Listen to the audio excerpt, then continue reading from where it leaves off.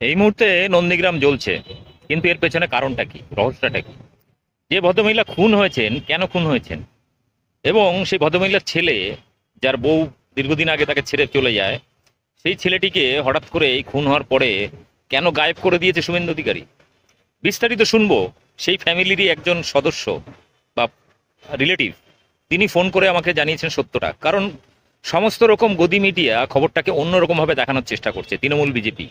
কিন্তু যে বিজেপি কর্মী বলে পরিচিত যে বয়স্ক মহিলা খুন হয়েছেন, তিনি এবং তার ছেলে দুজনেই বিজেপি করতেন, কিন্তু তারা সুদের কারবার করতেন এবং সেই সুদের টাকা নিয়েছিল বিজেপিরই এক নেতা।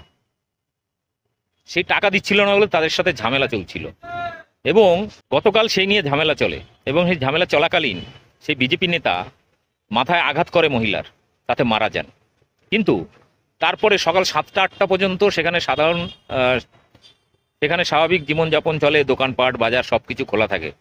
কিন্তু 7টার পরেই শুভেন্দু অধিকারী এই ঘটনাকে তৃণমূল ঘটিয়েছে এই একটা জিগির তুলে পুরো এলাকায় সন্ত্রাস শুরু করে। বাজারে আগুন ধরানো, তৃণমূল নেতাকর্মীদের মারা, তাদের ঘরবাড়ি জ্বালানো, দোকানপাট জ্বালানো, এবং এলাকার বেছে বেছে প্রায় 25 জনের নাম পুলিশের কাছে দিয়ে দেয় যে তারা নাকি এই ঘটনার সঙ্গে যুক্ত। কিন্তু একটা পারিবারিক বা আর্থিক লেনদেনে বিজেপি নেতার সাথে ঝামেলা, বিজেপি নেতারা তাকে খুন করেছে, কিন্তু চাপিয়ে দেওয়া হলো তৃণমূলের ঘাড়ে। অর্থাৎ তিলকে তাল বানিয়ে পরিবেশন করে শুভেন্দু অধিকারী যে ঘটনা ঘটাচ্ছে, সেই ঘটনায় এই মুহূর্তে একমাত্র সাক্ষী সেই মৃত বৃদ্ধার ছেলে, যাকে শুভেন্দু অধিকারী এই মুহূর্তে নিজের কবজায় রেখেছে, এবং আশঙ্কা করছেন পরিবারের লোকজন যে তাকেও হত্যা করে দেবে এই ঘটনাকে রাজনীতির মোড়কে অন্য চিত্র তৈরি করার জন্য। শুনুন তাদের পরিবারের একজন সদস্য কি বলেছেন আমাকে ফোন করে, শুনুন এবং চিন্তা ভাবনা করুন। এবং নন্দীগ্রামের যে সমস্ত আশপাশে পরিবারগুলো রয়েছে তাদেরকে অনুরোধ করব, আপনারাও আমার নাম্বার 9331331333 এই নাম্বারে ফোন করে সত্য ঘটনা আপনারা জানান। আপনাদের নাম প্রকাশ না করেই সত্যি ঘটনাটা সমাজের সামনে তুলে ধরব। দেখুন ভিডিও, ব্যাপক শেয়ার করুন, মুখোশ খুলে দিন শুভেন্দু অধিকারী তথা বিজেপির এই নোংরা হিংস্র সাম্প্রদায়িক রাজনীতি এবং নন্দীগ্রামকে অশান্ত করে রাজনৈতিক ফায়দা লোটার চেষ্টা। কারণ বিজেপি সারা দেশ সহ বাংলাতে কিন্তু ধরাশায়ী হয়ে গেছে, সেটা বুঝতে পেরে নিজের এলাকা ক্ষমতা ধরে রাখার জন্য এই ঘৃণ্য চক্রান্ত শুরু করেছে শুভেন্দু অধিকারী। প্রত্যেককে অনুরোধ, ভিডিওটি ব্যাপক শেয়ার করুন, মুখোশ খুলে দিন, আর আমার চ্যানেল বং নিউজ লাইভ অবশ্যই সাবস্ক্রাইব করুন। এবার অরিজিনাল ঘটনা হচ্ছে, যিনি মহিলাটা মারা গেছেন ওনারা সুদ ব্যবসায়ী, ওনার মা ছেলে। কেমন? হ্যালো হ্যালো, হ্যাঁ শুনতে পাচ্ছি, বলে যাও। আচ্ছা ঠিক আছে। ওনার মা ছেলে ওই সুদের টাকা বিজেপিরই একজন কর্মকর্তা, আরেক মোটামুটি পদাধিকারী বা কার্যকর্তা আছে, তাকে টাকা ধার দিয়েছিল।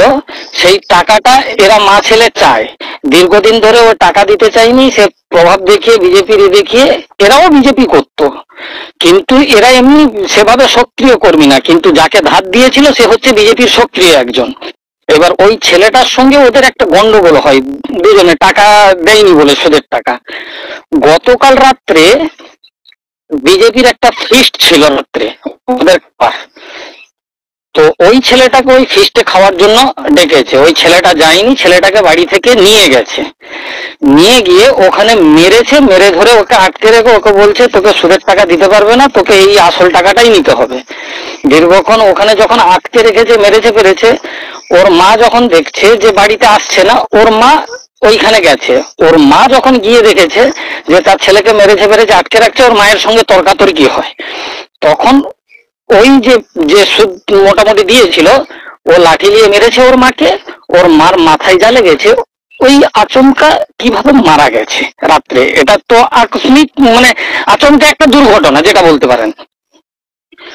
এটা সকাল পর্যন্ত কোনো কিচ্ছু নেই, সকাল 7টা পর্যন্ত কেউ জানে না, মানে ওই সকালে পরে হ্যাঁ সকাল 6টা-7টা পর্যন্ত যেখানে ওই দোকানগুলো পড়েছে, সমস্ত দোকানদাররাও দোকান খুলেছে, সমস্ত ওখানে মাছের আড়ত হয়, লোকেরা মাছের আড়ত মাছ নিয়ে গিয়ে আড়তে বিক্রিও করেছে। সকাল 7টার পরে হঠাৎ করে হয়ে গেল রাত্রে ওরা মেরেছে, এ করেছে, টিএমসি যারা করতো তাদেরকে মারধর শুরু, তাদের দোকান ফোকান ভাঙা শুরু, ঘর ফর পোড়ানো শুরু। বাস এইটাই হচ্ছে মূল অরিজিনাল ঘটনা। এর সঙ্গে দলীয় কোনো সম্পর্ক নেই।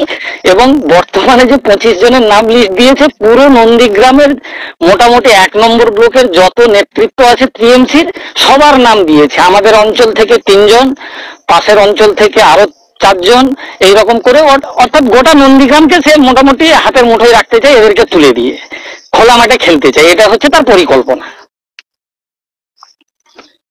মানে এর বিন্দুমেরই এবার সব থেকে যে এখন আমাদের সব থেকে বড় প্রুফ হচ্ছে ওই ছেলেটা, যে ছেলেটা বর্তমানে বেঁচে আছে।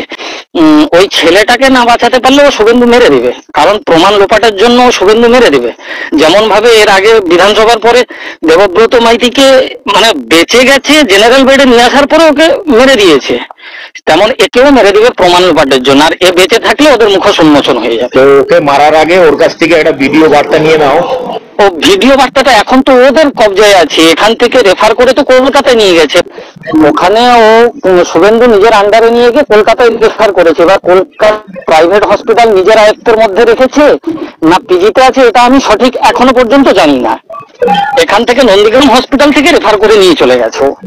এবার ওকে যখন বাঁচালে তো অরিজিনালটা জেনে যাবে, ওকে একদম 100% বাঁচাবে না।